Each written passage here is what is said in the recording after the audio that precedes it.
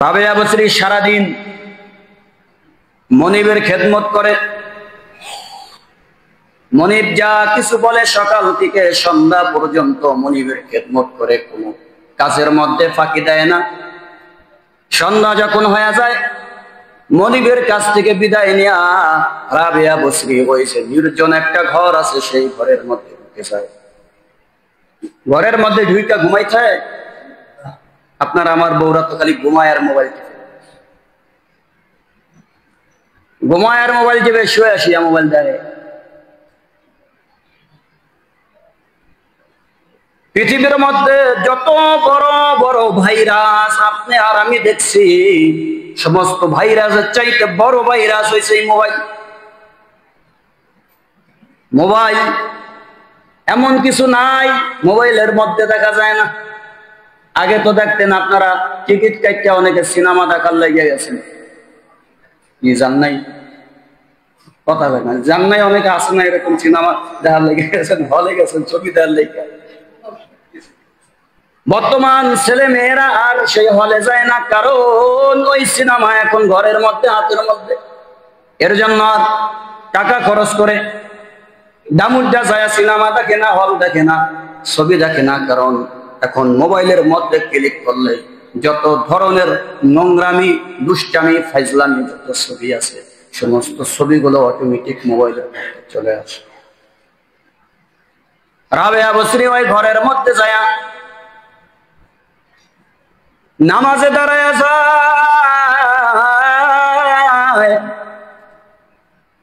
সারা রাত্র নামাজের মধ্যে কাটায় দেয়, সিজদার মধ্যে কাটায়া গুন গুন গুন গুন করে কান্না করে। আর মালিকরে বলে, মালিক তুমি তো আমারে বানাইছো, তোমাকে পাওয়ার জন্য আমি জীবনে বিবাহ বসলাম না, কারণ আমি যদি বিবাহ বসি স্বামীর খেদমত করতে হবে, স্বামীর খেদমত করতে গেলে তোমার ইবাদত করতে আমার বাধা হয়ে যাবে, আমি ইবাদত করতে পারবো না। কেমন তার পারলাম? সারাদিন মনিবের খেদমত করি, তোমার খেদমত করতে পারি না, তুমি আমার উপরে রাগ হইও না, বেচারা হইও না। কিন্তু তোমার রাবেয়া যদিও সারাদিন মনিবের খেদমত করে, রাত্র হইল কিন্তু তোমারে বলে না। তোমাকে পাওয়ার জন্য রাবেয়া সারাদিন মানুষের খেদমত করার পরে রাত্রে যেই মানুষগুলা কাজ করে বিশ্রাম নেওয়ার কথা, সেই জায়গায় রাবেয়া আমি বিশ্রাম নেই না, তোমার দরবারে দাঁড়াইয়া যায়।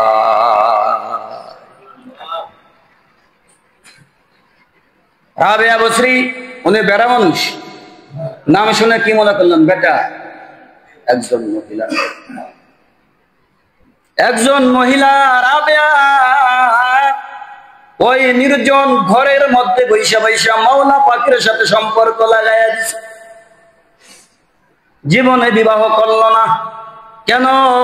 স্বামীর খেদমত করতে গেলে সংসার হবে, সন্তান হবে, সন্তানের জ্বালা এইগুলা পোহাইতে পোহাইতে মালিক তোমার ইবাদত করার সময় আমি পাবো না, ওতে সব কিছু বাদ দিয়া দিলাম শুধু তোমাকে পাওয়ার জন্য,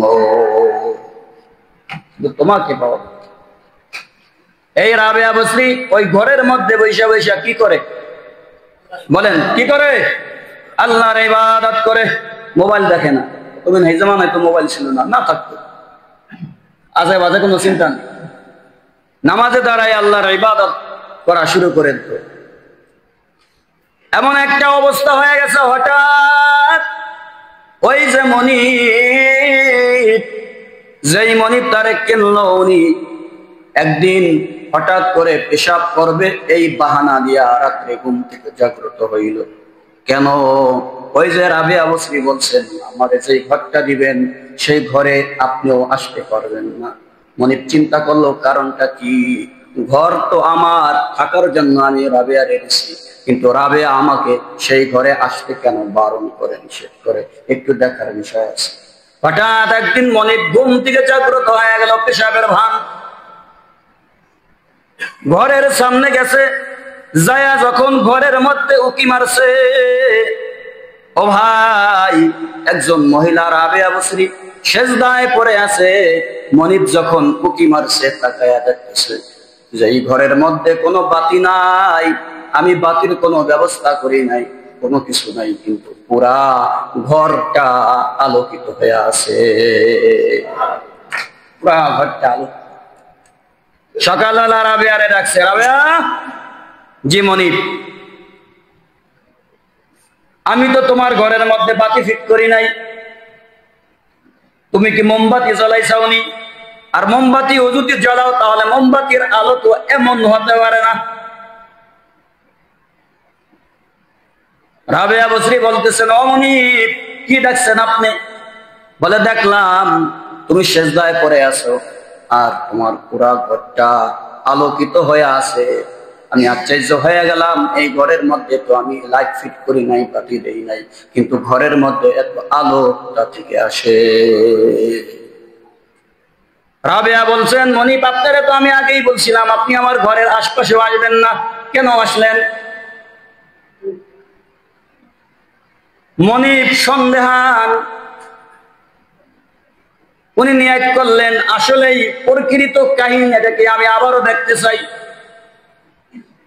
পরের দিন রাবেয়া বসরি সারাদিন মনিবের খেদমত করলেন। কাজ করার পরে সন্ধ্যাবেলা যখন ওই নির্জন ঘরের মধ্যে গেছেন, যাই আবার নামাজে দাঁড়ায় গেছেন, রাত্র গভীর হয়ে গেছে। ওই রাবেয়া বসরি সেজদায় পড়িয়া মালিককে ডাকে আর বলে, ও মালিক, তোমাকে পাওয়ার জন্য দুনিয়ার সব কিছু ত্যাগ করলাম, কিন্তু তোমাকে হয় এখনো পর্যন্ত পাই নাই। হর তামান্না দিল সে রুখসাত হো গই, হর তামান্না দিল সে রুখসাত হো গই, अब तो आजा दिल से रखसत हो गई। দিলের মধ্যে হাজারো তামান্না, হাজারো বাসনা, অনেক কিছু আমার ছিল, সবগুলো তোমারে পাওয়ার লাইগে আমি খালি করে দিছি, আমার অন্তরটা খালি করে দিছি। দয়া করে তোমার মারেফাতের নূর দিয়া আমার সিনাটাকে ভরিয়া দাও, কলবটাকে ভরিয়া দাও। রাবেয়া বসরি কাঁদতেছে। ওইদিকে মালিক রাত্র গভীরে আবার উঠছে, ওঠার পরে বাহিরে যখন গেছে ওই ঘরের দিকে তাকাইছে। ঘরের দিকে তাকানোর পরে দেখতেছে আসমান থেকে একটা আলো সরাসরি ওই যে রাবেয়া বসরি যেই ঘরের মধ্যে, ওই ঘরের ভিতরে একটা আলো পড়তেছে। মনিব একটু সামনে আগাইলেন, ঘরের কাছাকাছি গেলেন, ব্যাপারটা কি? এই আলোটা আসমান থেকে এই ঘরের মধ্যে কেন আসে? এই জায়গায় কি কারিশমার কি রহস্য হইতে পারে? একটু দেখা লাগে। মনিব ঘরের মধ্যে যখন উকি মারলেন, উকি মারার পরে দেখতেছেন ওই যে রাবেয়া সেজদায় পড়ে আছে, আর আসমান থেকে যেই আলোটা আসছে ওই আলোটা সরাসরি রাবেয়ার মাথা বরাবর। এজন্যই কইছি, বলছিলাম পাগলামি আল্লাহর সাথে পাগল, যে যত আল্লাহরে পাওয়ার জন্য পাগলামি করবেন, আল্লাহ বলেন আমি আমার বান্দারে তত কাছে নিয়ে নিব। পাগলামি কি করবেন? বেশি বেশি নফল রোজা রাখবেন, বেশি বেশি নফল ইবাদত করবেন, নফল নামাজ পড়বেন। আমরা তো নফল নামাজ তো পড়মু দূরের কথা, মসজিদে আইসা ইমাম সাহেব আসতে এখনো 1 মিনিট দেরি হয় নাই, 30 সেকেন্ড দেরি হয়েছে, ইমাম সাহেব কই গেছে বলে দাওয়াত খাইতে, আহে না কা, লাফালাফি শুরু হয়ে যায় মসজিদের মধ্যে। কেন? মসজিদের মধ্যে বৈশা থাকলে তো কোনো ক্ষতি নাই, লাভেই লাভ, লাভেই লাভ, লাভেই লাভ। আপনি মসজিদের মধ্যে বৈশা নামাজ পড়েন আর নাই পড়েন, পড়েন আর নাই পড়েন, ও না বড় তো নামাজের সওয়াব আল্লাহ আপনার আমল নামায় দিতে থাকবে। তো এত হই হুল্লা কেন হয়? বলে হয় কেন? রাবেয়া বসরি তো বলছে হর তমন্না দিল সে রুখসত হো গই, अब तो आजा, अब तो आजा दिल तो खुलवा तो हो गई। সমস্ত তামান্না, আশা, সমস্ত বাসা সব কিছু আমি দূর করে দিছি। কেন? ও মাবুদ, তোমার ভালোবাসাটা পাওয়ার জন্য। কিন্তু আমাদের দিলের মধ্যে যে আল্লাহর ভালোবাসা ঢুকবে, কিভাবে ঢুকবে? এই জায়গায় নাপাক ভরা।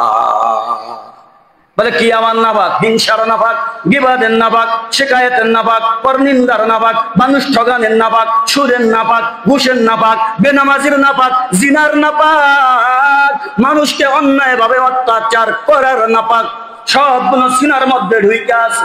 এই জায়গা থেকে যতদিন পর্যন্ত এই গিবাদ না বের করবেন, এই জায়গা থেকে যত সময় পর্যন্ত হিংসা না বের করবেন, এই জায়গা থেকে যত সময় পর্যন্ত হারাম না বের করবেন, তত সময় পর্যন্ত আপনি নিজেরা হাজী সাহেব দাবি করতে পারেন, বড় মুসল্লি দাবি করতে পারেন, বড় দরবেশ দাবি করতে পারেন, কিন্তু এখনো পর্যন্ত আপনি প্রকৃত খাঁটি আল্লাহর বান্দা হইতে পারেন না।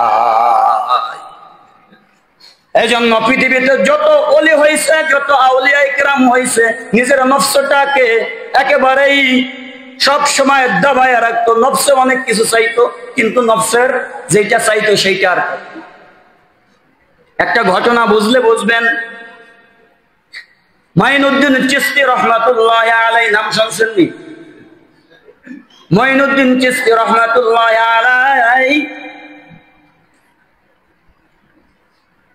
ওনার সাথে একজন পাদ্রীর দেখা, খ্রিস্টানদের পাদ্রী আছে না, পাদ্রীর দেখা। তো ওই যে পাদ্রী, ওই পাদ্রী একটা ঘরের মধ্যে থাকতো। যেই ঘরের মধ্যে থাকতো, ওই ঘরের কোনো দরজা জানলা কোনো কিছুই নাই, কোনো ফুটাও নাই, কিছুই নেই। পাদ্রী বলতেছে, ও মাইনুদ্দিন, সম্ভবত আমি মঈনুদ্দিনের কথা বলতেছি, বা অন্য কোন আউলিয়া কেরাম হবে, নামটা হয়তো বা খেয়াল নাই। আবার মনে মনে ভাববেন না হুজুরে উল্টা পাল্টা কইতেছি, না মনে নাই এই জন্য বলতেছি, সম্ভবত হইতে পারে, ঘটনা সত্য, যে আমি তো এই ঘরের মধ্যে থাকি, এই ঘর থেকে আমি আবার বেরো হইতে পারি, জানলা নাই, দরজা নাই, কোনো কিছুই নাই, কোনো ফুটা ফাঁকা কিছুই নাই, তুমি কি পারমানি? বলে অফকোর্স, এটা কোনো ব্যাপার? তুমি একজন খ্রিস্টান হয়ে যদি তুমি এই কারিশমা দেখাইতে পারো, আর আমি তো একজন আল্লাহর ওলি, আল্লাহ আমারে এত বড় বড় উম্মত, এত বড় বড় কারামাত আল্লাহ আমারে দান করেছেন, আমি কেন পারবো না? বলে ঠিক আছে, বলে কথা একটা, বলে কি কথা?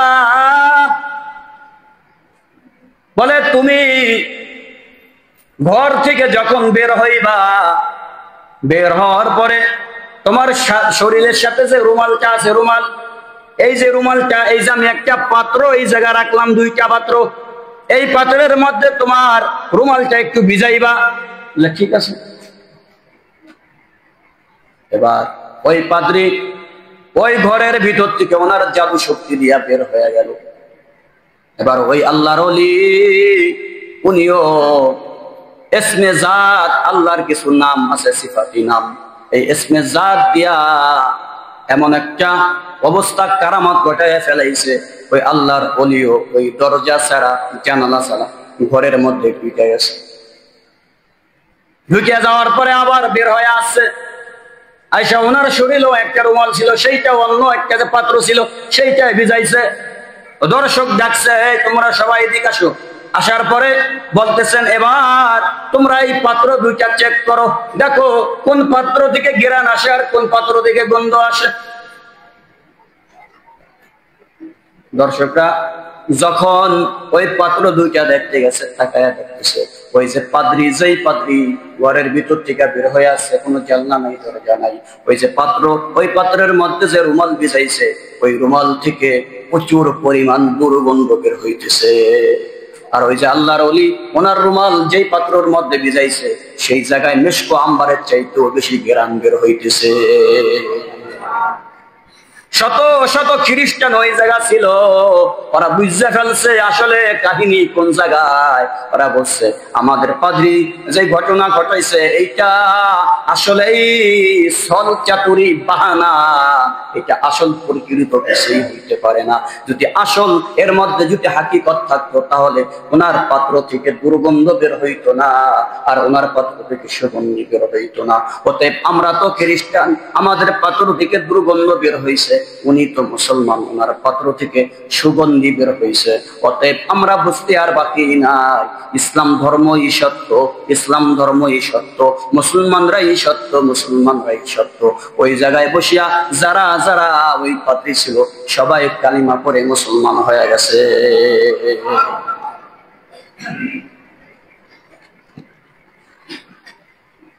যাই হোক, অনেক লম্বা আলোচনা করলে অনেক ঘটনা শোনানো যাবে, শুনতে পারবেন, কিন্তু বিষয়টা ওইটা না। বিষয়টা আমি বলছিলাম, আমাদের ভিতর থেকে যত সময় পর্যন্ত নাপাকিটা দূর না করবেন তত সময় পর্যন্ত মসজিদে আসলো ছটফট ছটফট ছটফট করতে থাকবো।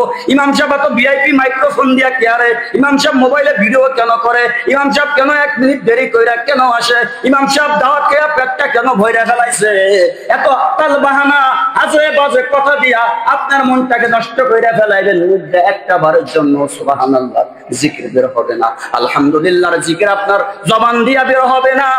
মনে রাখেন, মসজিদে আসার পরেও যদি আপনার মনে না চায় 2 রাকাত নফল নামাজ পড়তে, মসজিদে আসার পরেও যদি আপনার মনে যদি না চায় একবার সুবহানাল্লাহ না বলতেন, মসজিদে আসার পরেও যদি আপনার মন না চায় যে আখিরাতের দিকে আমি একটু ঝুঁকিয়া যাই, আপনি মনে কইরা নিয়েন আপনার অন্তর এখনো পর্যন্ত শুদ্ধ হয় নাই, পরিশুদ্ধ হয় নাই, ভালো হয় নাই।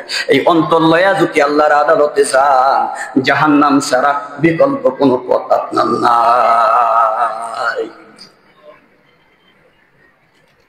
ভালোভাবে বোঝো মুসলমান, ফুরফুর কইরো না, নিজেরা পণ্ডিতগিরি দেখায়ও না,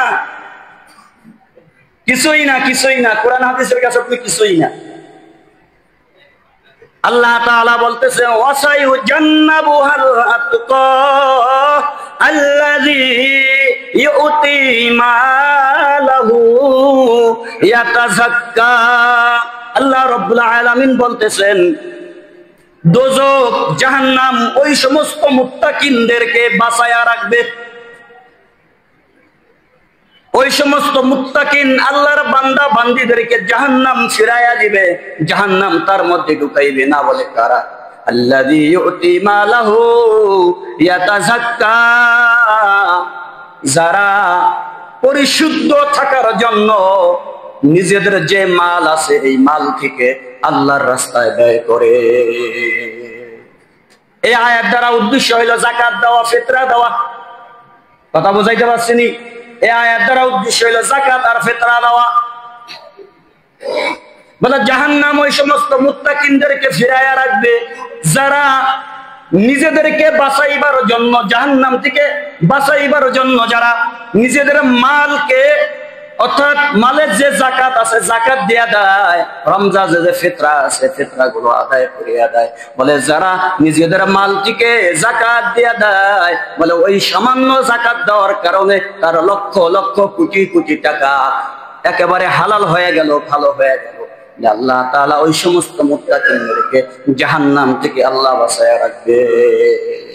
এই জন্য প্রিয় উপস্থিতি, আমি গতকালকেও বলছিলাম ঈদের নামাজে যাওয়ার আগেই কিন্তু আমাদের যাকাত ফিতরাগুলো আদায় করে দিতে হবে। যাকাত ফিতরাগুলো কি করতে হবে বলেন? আদায় করে দিতে হবে, আদায় করে দিতে হবে। আপনি যদি যাকাত আর ফিতরা নামাজে যাওয়ার আগে ফিতরা যেটা, এটা যদি আদায় না করেন তাহলে কিন্তু আপনার ফিতরা আর হবে না। এজন্য নামাজে যাওয়ার আগে ফিতরাগুলো আদায় করে দিতে হবে। এখনো যারা আমরা ফিতরা দেই নাই, যাকাত দেই নাই, আমরা দয়া করে জনপ্রতি ফিতরার হিসাব বলছিলাম আমি 110 টাকা করে, জনপ্রতি আপনারা 110 টাকা করে হিসাব করে করে আপনারা এই ফিতরাগুলো দিয়ে দিবেন। গরিব অসহায় মিসকিন এবং মাদ্রাসা আছে আমাদের এখানে, সবাই আপনারা দিয়ে দিবেন। আর যাকাত, যাকাত এমন একটা জিনিস, হিসাব পুঙ্খানুপুঙ্খানু হিসাব করে আপনার যাকাত দিতে হবে। হিসাব ছাড়া মন মতন যাকাত দিয়ে দিবেন, আপনার যাকাত আদায় হবে। হিসাব করে তারপরে আপনার কি দিতে হবে বলেন? যাকাত দিতে হবে। অনেক লম্বা ঘটনা, মানে বিস্তারিত আছে এর মধ্যে, সংক্ষেপে আপনাকে বুঝাইবার জন্য বলি। রূপার হিসাবে বর্তমান সময় যদি কারো কাছে 70 থেকে 80 হাজার টাকা সমস্ত খরচ বরচ বাদ দিয়ে, দেনাদোনা বাদ দিয়ে যদি স্পেশাল হিসাবে মাত্র 70 থেকে 80 হাজার টাকা থাকে, তার উপরে যাকাত ওয়াজিব হয়ে যায়। 40 ভাগের 1 ভাগ যাকাত দিতে হবে। কথা বুঝাইতে পারছিনি? হ্যাঁ, 40 ভাগ, 40 ভাগের 1 ভাগ। এখন যদি মনে করেন আপনার কাছে 80,000 টাকা আছে, অনেকে মনে করতে পারেন তাহলে 80,000 টাকাই কি জাকাত দিয়ে দিব? না, 80,000 টাকা সমস্ত খরচ বাদে যদি আপনার কাছে থাকে বা 1 লাখ টাকা থাকে, তাহলে আপনি হিসাব করবেন যে আপনার 40 ভাগের 1 ভাগ কয় টাকা আসে, ওই কয় টাকা আপনি জাকাত দিয়ে দিলে সামান্য কিছু টাকা আইব, বাস সামান্য কিছু টাকা গরিব অসহায়দেরকে দিয়ে দিবেন, বাকি টাকা মাল যা আছে এগুলো আপনার জন্য হালাল হয়ে যাবে। হিসাব করে সবাই দিয়ে দিব ইনশাআল্লাহ। কথা বুঝাইতে পারছেনি? যেমন মনে করেন সংক্ষেপে বোঝেন, 1 লাখ টাকা যদি আপনার থাকে 2500 টাকা আসে। কয় টাকা আসে? 2500 টাকা আসে। 2 লাখ টাকা যদি আপনার থাকে সমস্ত খরচ মরচ বাদ দিয়া, তাহলে আপনার আসে মাত্র কত? 5000 টাকা। তাহলে 2 লাখ টাকা থেকে 5000 টাকা গেলে 1,95,000 টাকা তারপরও থাইকে যায়, হালাল হয়ে গেল। এই জন্য হিসাব করে করে আমরা ইনশাল্লাহ জাকাত গুলো দিয়া দিব তো ভাই ইনশাল্লাহ। জাকাত দিবেন না তো কারুনের সাথে হাসর হবে। বলেন কার সাথে হাসর হবে? কার সাথে? কারুনের নাম শোনেন নাই? কথা হয় না? কিয়ামত পর্যন্ত আল্লাহ তাআলা ওরে মাটির নিচে ডাবাইতে থাকবো। এত ঘৃণিত কারুন, ওই কারুনের সাথে আপনার হাসরের ময়দানে বন্ধু হইবে। যাবেন আসসালামু আলাইকুম, বন্ধু ভালো আছো? বলে তুই আইলে কোথা থেকে? তুমি যা করছো আমি তাই করছি, এই জন্য আল্লাহ তোমার লাগে আমার লাগে বন্ধু বাতায় দিয়েছে। ভালো কথা, আমি জাহান্নামে যান, তুই লও আমার লাগে। হ্যাঁ, এজন্য হিসাব করে করে জাকাত দিয়ে দিবেন ভাই। জাকাত না দিলে কিন্তু খবর আছে, ভয়াবহ অবস্থা হবে, ভয়াবহ অবস্থা। কারণের যেমন ভয়াবহ অবস্থা হয়েছে, আপনারও ভয়াবহ অবস্থা হবে, কোনো ছাড় নাই। যাই হোক, আর একটা বিষয় আপনাদেরকে গতকালকে আমি বলছিলাম, রমজান মাস ইবাদতের মাস। ইবাদত বলতে শুধু নামাজের মাস না,